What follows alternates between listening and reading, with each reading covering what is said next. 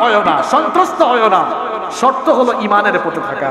ঈমানের পথে থাকলেই তোমাদেরকে এই জমিনের উত্তরাধিকার দিবেন কে? আজকের আলোচনার ভিতরে সব খোলাসা করে দিয়েছি। বলেছিলাম আল্লাহ চাইলে যে কোনো ফেরাউনকে এক থাপ্পড় দিয়ে শেষ করতে পারে, কিন্তু আল্লাহ শেষ করেন না কেন? কয়টা কারণ বলেছিলাম, জোরে বলতে হবে কয়টা? এক নাম্বার, আমার আপনার জন্য ফেরাউনদের সামনে আমরা আমাদের ইমানি জজবা দেখা যায়, ইমানের উপরে টিকে থাকতে পারি নাকি বেঈমান মুনাফিক হয়ে, অথবা আমরা কি বেঈমান অথবা মুনাফিক হয়ে যাই কিনা, এটা পরীক্ষার মাধ্যমে যাচাই করতে চান কে? ফেরাউনদেরকে আল্লাহর জন্য সাথে সাথে শেষ করেন না। আর দুই নাম্বার কারণ বলেছি, আল্লাহ সুযোগ দেন, সুযোগ দিয়া যখন আল্লাহ এদেরকে শেষ করেন বেইজ্জতির সাথে শেষ করেন। এবার আসেন, আজকে যে তিনটা আয়াত আমরা আলোচনা করলাম, এখান থেকে শিক্ষা কি? সবচেয়ে বড় শিক্ষা হলো ইমানের পথে থাকলে দুনিয়ায়ও সফল হওয়া যাবে, আখিরাতেও। এখন আপনারা বলবেন শুধু আমরা তো ইমানের পথেই আছি, ইমান এটা এমন না আমি মুখ দিয়ে বললাম আমি ইমানদার, এটা মুখ দিয়ে বলার বিষয় নয়। আপনি ইমানদার হিসেবে নিজেকে দাবি করতে হলে ইমানের পথে চলার জন্য গাইড বুক আছে। গাইড বুকের নাম কি? জোরে বলতে হবে, কোরআন। এই কোরআন অনুযায়ী আপনার জীবন চালাতে হবে, এটা প্রিন্টেড কোরআন। আর নবীজি ছিলেন প্র্যাকটিক্যাল কোরআন, সুবহানাল্লাহ, বাস্তব নমুনা। এখন শেষ একটা হাদিস দিয়ে শেষ করব আমি। ১৫০০ বছর আগে নবীজি বলেছেন, ইয়াতি আলান নাসি জামান, কিয়ামতের আগে এমন এক জামানা আসবে, ইয়াকসুরুল কুররাউ ওয়া ইউকবাদুল ফুকাহা, সেই জামানায় কোরআনের তিলাওয়াতকারী বেশি হবে, কোরআন বুঝে এমন মানুষের সংখ্যা কম হবে। কথাটা বাস্তব না অবাস্তব? এখন মুখ দিয়া কথা বেরোয় না। এখানে যদি বলি কে কে কোরআন পড়তে জানেন, তিলাওয়াত করতে জানেন, বেশিরভাগ মানুষের হাত উঠবে। কিন্তু যদি বলি এই কোরআন তিলাওয়াত করলেই বুঝেন, কয়জন আছেন? ২-৪-৫টা হাত উঠবে। শেষ জামানায় এই চিত্র হবে, মানুষ ওই যে আমার সভাপতি বক্তব্য দিলেন, সভাপতি তো চলে গেছেন, এগুলা ঠিক না। হুজুরের আগে বক্তব্য দিলে আপনার দায়িত্ব হুজুরের বক্তব্যও শোনা। যেন আমি এক জায়গায় এরকম অতিথিদেরকে আটকাইছিলাম, যারা দেখছেন এই ভিডিওটা, অনেকে দেখেছেন আপনারা, তাই না? একবার আমি এক মাহফিলে 1 ঘন্টা বসে বসে অনেক অতিথির আলোচনা শুনে, তারা একসঙ্গে উঠে যাচ্ছে না। আমি বললাম বসেন না কেন? আমি 1 ঘন্টা ধৈর্য ধরে আপনাদের ওয়াজ শুনলাম, আপনারা আমার ওয়াজ শুনলেন না? যাই হোক, ব্যস্ত মনে হয় চলে গিয়েছেন। তো যেটা বলছিলাম, ওই যে বলেছেন 200 কোটি মুসলমান, সংখ্যা বেশি। ইহুদির সংখ্যা তিনি বলেছেন 88 লক্ষ, এরকমই 82 লক্ষ 88 লক্ষ হবে, 1 কোটিও না। কিন্তু আমরা সংখ্যায় তাদের চেয়ে কম না বেশি? 199 গুণ বেশি। কত গুণ? জোরে বলেন না কেন? আমাদের শক্তি কমে গেল কেন? আমরা মৌখিক ইমান, জাতের ইমানদার না। এই কোরআন পড়লে আমরা বুঝি না বলেই আল্লাহর নবী বলেছেন শেষ জামানায় ওয়ালা ইয়াবকা মিনাল কুরআনি ইল্লা রাসমুহু, কোরআনের পাতায় লেখা থাকবে, কোরআনের কোনো আদর্শ সমাজে থাকবে না। এজন্য মুসলমান এই কোরআন যতটুকু তার সুবিধা ততটুকুতে মানে, কোরআন মসজিদে মানে, মাদ্রাসায় মানে, ব্যক্তি পরিবার সমাজ রাষ্ট্রের কোন জায়গায় কোরআন মানতে চায় না, কোরআনকে তার জীবনের সকল ক্ষেত্রে আদর্শ হিসাবে গ্রহণ করতে পারে না। এইরকম মুখ দিয়ে ইমানের দাবি করে জীবনের সকল ক্ষেত্রে কোরআন না মেনে, কিছু ক্ষেত্রে মেনে আর বাদবাকি সকল ক্ষেত্রে কোরআনকে মাইনাস করে যে ইমানের দাবি করে, এর নাম ইমান নয়, এর নাম টাটকা মুনাফিকি। বুঝলে বুঝ পাতা, না বুঝলে তেজ পাতা। শেষ কথা বলে দিয়ে গেলাম। আজকে আলোচনার মূল বিষয় হলো দুনিয়ায় সফল হবেন, আখিরাতেও সফল হবেন। ইমানের পরীক্ষায় উত্তীর্ণ হবেন, আখিরাতে নাজাত পাবেন ইমানের পথে থাকলে। আর ইমানের পথে চলার জন্য গাইড বুক, নির্দেশনা, ইনস্ট্রাকশন হলো এই কোরআন। স্লোগান দিলে হবে না, আল কোরআনের আলো ঘরে ঘরে জ্বালো। কিসের ঘরে ঘরে জ্বালো? আল কোরআনের আলো অন্তরে অন্তরে জ্বালো। নিজের অন্তরে আগে কোরআনের আলো জ্বালো। প্রত্যেকটা মানুষকে কোরআন পড়তে হবে, বুঝতে হবে। যদি কোরআন পড়ে বুঝতো, সুদ খাইতো না, ঘুষ খাইতো না, টেন্ডারবাজি করতো না, চাঁদাবাজি করতো না, মানুষের হক অন্যায় হবে সে কখনো মেরে খেত না। কোরআন বুঝতে হবে। এই কোরআন শুধু এসেছে বছরে একবার তাফসীর মাহফিলের আয়োজন করার জন্য নয়, কোরআন এসেছে ঝাড়ফুঁক করার জন্য নয়, কোরআন এসেছে এই গোটা কোরআন পড়ে বুঝে কোরআনের রঙে আমার আপনার জীবনকে রাঙানোর জন্য কোরআন দিয়েছেন কে? আসুন এই কোরআন শুধু পড়লেই হবে না, আসুন এটা বুঝি, বুঝার চেষ্টা করি, কোরআন অনুযায়ী নিজেদেরকে গড়ি, কোরআনের আন্দোলনে সামিল হয়ে কোরআনের রাজ কায়েমের জন্য নিবেদিত প্রাণ হয়ে ঐক্যবদ্ধ হয়ে যায়। বলেছিলাম আজকে ডিভাইড এন্ড, ভুলে গেছে পাবলিক, আসলে এত তথ্য দিয়ে গেছি। ইসলাম বিরোধীরা মুসলমানদেরকে কি করে রেখেছে? আমার দেশে হুজুরদের দলাদলি কম না বেশি? এটাতে খালি হুজুরদের দোষ না তো, এইটাতে ফেরাউনি চরিত্রের হাতও আছে, কারণ হুজুরদেরকে এক করলেই মুশকিল, এক করলেই। আপনাদের কি মনে হয় আমাদের দেশের সব হুজুররা এক থাকলে কোন হুজুরের উপর নির্যাতন আছে এটা এত সোজা ছিল? কথা বলেন না কেন, এত সোজা ছিল? হ্যাঁ, সমস্যা আমাদের মধ্যে। এক হুজুরে ধরলে আরেক হুজুর কি এটা আমাদের না ফাটাই ফেলেন একদম, কি আছে না নাই? ওই যে ডিভাইড এন্ড, বেশি কিছু বলাও যাবে না, পরিবেশ ভালো না, এখন আবহাওয়া ভালো না। ডিভাইড এন্ড এতটুকু বলে গেলাম, বিভক্ত করো, শাসন করো, এটা কার নীতি? জোরে বলেন। বিভক্তিতে রাখতে পারলেই মুসলমানরা ঐক্যবদ্ধ হতে পারবে।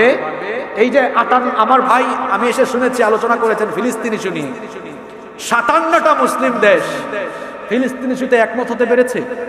কথা কন না কেন আপনারা? Divide and rules. কাউকে কাউকে মদদ দেয় পশ্চিম থেকে, কাউকে কাউকে দেয় পূর্ব থেকে, কাউকে কাউকে দেয় উত্তর আর দক্ষিণ থেকে। বুঝেন না আপনারা? দিয়ে দিয়ে বিভক্ত করে রাখে যাতে সবাই এক হতে না পারে। আপনাদের কি মনে হয়? আরে 57টা মুসলিম রাষ্ট্র তো এক হওয়া লাগে না, শুধু 2-4-5টা দেশ, আমি কয়েকটা দেশের নাম বলি, সৌদি আরব, কাতার, দুবাই, বাহরাইন, আরব আমিরাত, এরা ঐক্যবদ্ধ হয়ে যদি বলে আমেরিকা ফালাফালি করো, ইহুদিরা ফালাফালি করো, 1 লিটার তেলও পাবে। যুদ্ধ করা লাগে? কথা কন না কেন? 1 লিটার বাদে 1 ফুটা তেল দিব না। এদের বিমান উঠতে পারবে? এদের ফ্লাইট গুলো যেতে পারবে?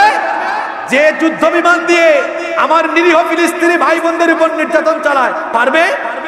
আমাদের আমিরুল মুমিনিনরা বলেন না কেন? আমিরুল মুমিনিন মানে বুঝছেন? আমাদের খলিফা, খলিফারা বলতেছেন না কেন? ডিভাইড এন্ড, বিভক্ত করে রাখছে কে? ওদের দেশেই পশ্চিমাদের ঘাঁটি আছে, আছে না? যতদিন পর্যন্ত 200 কোটি মুসলমান একত্রিত হতে না পারবে, সারা দুনিয়াতে মুসলমানরা পশ্চিমাদের গোলামি করা রাখবে। তবে মুসলমানরা শীঘ্রই এক হবে, এই আমিরুল মুমিনিনদের নেতৃত্বে নয়। হাদিসে ফিতনার অধ্যায়গুলো পড়লে দেখা যায় ইমাম মাহদি আসার আলামত প্রকাশ হয়ে যাচ্ছে। ইমাম মাহদি আসার পরে 57-58টা মুসলিম দেশ থাকবে না, গোটা মুসলিম দেশগুলো হয়ে যাবে একটি রাষ্ট্রে, ইসলামী খেলাফতের অধীন। সুবহানাল্লাহ, আরো জোরে বলেন সুবহানাল্লাহ। মুসলমানরা এক হবে। আগামীর পৃথিবী পশ্চিমারা নয়, আগামীর পৃথিবী নির্যাতিত ফিলিস্তিনিরা শাসন করবে। এখন বলবেন হুজুর এটা কেমন কথা কইলেন আপনি? ফিলিস্তিনিরা শাসন করবেন, আসেন দলিল নেন। ইমাম মাহদি ইসলিহুল্লাহু ফি লাইলাতিন ওয়াহিদা, তাকে আল্লাহ এক রাতে গোটা দুনিয়ার খেলাফত দিবেন, এবং তার খেলাফতের হেডকোয়ার্টার, হেড অফিস হবে কোথায়? আমাদের দেশে যে যখন রাষ্ট্র পরিচালনা করেন, মূল অফিস কোথায়? যারা বলে না তারা মনে হয় কুড়িগ্রামে বানাই ফেলছে। কোথায়? ইমাম মাহদি দুনিয়া শাসন করবেন, তার খেলাফতের প্রধান অফিস কোথায়? আর ইহুদির বাচ্চারা বলতেছে ফিলিস্তিনে কবর বানায় দিব। ইহুদি অসভ্যদেরকে বলতে চাই যে ইসরায়েলের ভূমি দখল করে জারজ রাষ্ট্র ইসরায়েলের জন্ম তোমরা দিয়েছো, এই ইসরায়েল তোমাদের কবরস্থানে পরিণত হবে। কারণ তেল আবিবের নিকটবর্তী বাবেলুদের মধ্যে দাজ্জালকে কতল করা হবে, কতল করবেন ঈসা ইবনে মারইয়াম। দাজ্জালের 70,000 বাহিনী থাকবে, সবগুলা ইহুদি, সবগুলা এই অসভ্য জারজ রাষ্ট্র ইসরায়েল, তাদের কবরস্থান হবে। আর যে ফিলিস্তিনিরা এখন কাঁদে, আল্লাহর নবী ফিলিস্তিনিদের ব্যাপারে 10টি ভবিষ্যৎবাণী করেছে, তাও সুবহানাল্লাহ কইতে ইচ্ছে করে না। আপনারা ভাবছেন হুজুর এরা তো পারবে কিনা? আপনার দুর্বল ঈমান নিয়ে আপনি থাকেন। নবীজি বলেছেন এই ফিলিস্তিন আগামী দুনিয়া শাসনের কেন্দ্রবিন্দু। যে আমেরিকা এখন মুরলগিরি দেখায়, মধ্যপ্রাচ্য বলেন, ইউরোপে বলেন, পূর্ব পশ্চিম সব দিকে তারা দেখবেন শুধু তাদের এই প্রতিনিধি ওই প্রতিনিধি পাড়ায় সব জায়গায় তাদের মুরলগিরি। পৃথিবীর মানচিত্রে আমেরিকা বলে কোনো দেশ আর থাকবে না। আপনারা বলেন হুজুর আপনারা ওয়াজের মাঠে কি আজগুবি কথা, এগুলো আজগুবি কথা নয়। এখানে আলেমদেরকে সাক্ষ্য রেখে বলছি কিয়ামতের বড় আলামত 10টা। কয়টা? কিয়ামতের আলামত 2 প্রকার, আলামাতুস সুগরা ওয়া আলামাতুল কুবরা। ছোট আলামত, বড় আলামত। ছোট আলামত 100-র উপরে আছে, বড় আলামত হলো 10টা। এই 10টা আলামতকে নবীজি বলেছেন সুতার মালার মতো। সুতার মালা বুঝেন তো? সুতার মালা ছিঁড়ে গেলে দানা মুক্তাগুলো থাকবে না, একটা একটা করে পড়ে যাবে। নবীজি বলেছেন বড় আলামত গুলো এভাবে একটা প্রকাশ হলে আরেকটা প্রকাশ হবে। আর কিয়ামতের বড় আলামতের 10টার মধ্যে 3টা হলো পৃথিবীর 3 দিকে 3টা ভূমি ধস হবে। 3টা কি হবে? সালাসাতু খুসুফুন ফিল আরদ।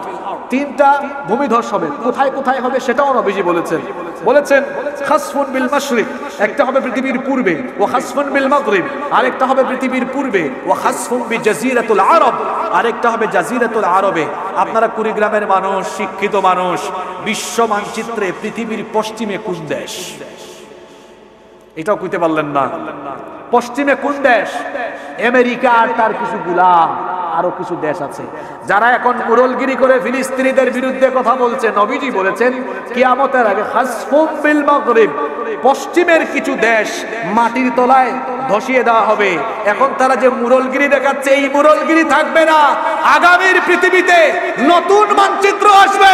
সেই নতুন মানচিত্রে ফিলিস্তিন হবে দুনিয়া শাসনের কেন্দ্রবিন্দু, আর আমেরিকা বিশ্বের মানচিত্র থেকে হারিয়ে যাবে। সব কথাগুলো আজকের আলোচনায় বলে দিলাম। আগামীর দুনিয়াতে ফেরাউনি শাসন থাকবে না, আগামীর দুনিয়ায় থাকবে খেলাফতি শাসন ব্যবস্থা ইনশাআল্লাহ। আমাদের ইমাম, আমাদের নেতা হয়ে আসবেন ইমাম মাহদী আলাইহিস সালাম। আর সকল ইসলাম বিরোধী ইহুদি, মুশরিক, মুনাফিক তারা অপেক্ষা করছে তাদের নেতা দাজ্জালের জন্য। আমরা মাহদীর সৈনিক হয়ে থাকব। জি না বলে বলেন ইনশাআল্লাহ। ইমানের পথে চলতে হবে। কিসের পথে? ইমানের পথে চলতে হবে। ফেরাউনি নীতির সামনে কখনো মাথা নত করা যাবে না। ইমানদার যতদিন বাঁচবে সিংহের মতো গর্জন দিয়ে বাঁচবে। আল্লাহ আমাদেরকে ইমানের পথে চলার তৌফিক দান করে।